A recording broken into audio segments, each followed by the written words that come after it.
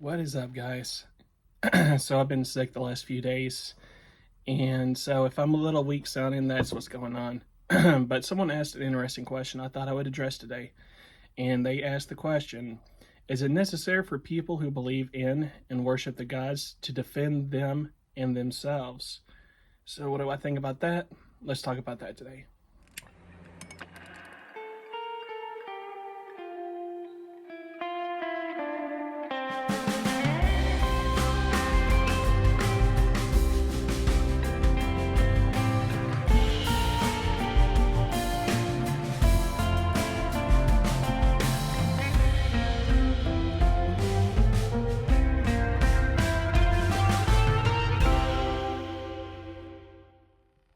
So the answer is yes, it is necessary to defend yourself if they attack your spiritual beliefs. Just like any Christian, Muslim, Hindu would, you have every right to defend yourself and your spiritual beliefs because your spiritual beliefs are just as valid as anyone else's. So, with that said, I wouldn't be confrontational about it.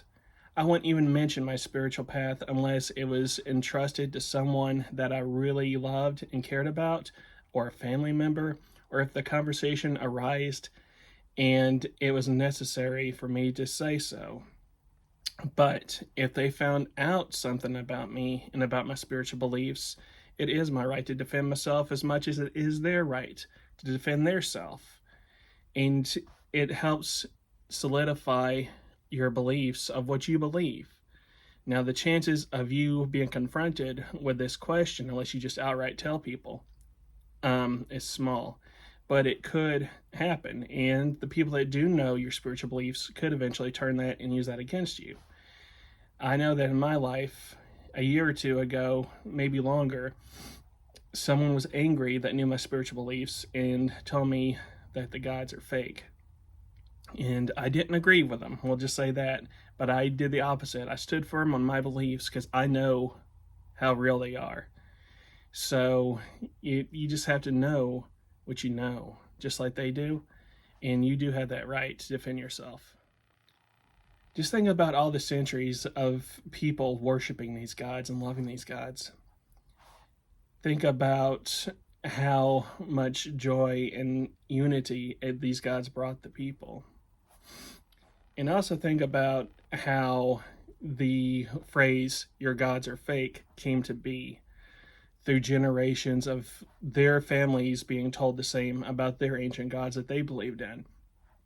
So it's just the generational brainwashing, I call it, to now, where my religion is the only right religion and yours is wrong. So they would say the same to the Islam if they're Christians, they would say it to Hindus, and so forth. They would say it to all of them. It's not just yours in Hellenic Polytheists being the target of worshiping demons and false idols and false gods. It comes from generational brainwashing and not understanding your spiritual path.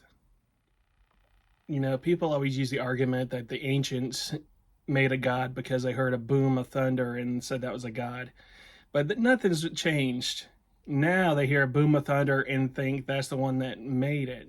So either way, there is deity behind that boom of thunder. So that's such a weak argument against the ancient beliefs, like I said. But when you get spiritually deep into it, you realize how real it is.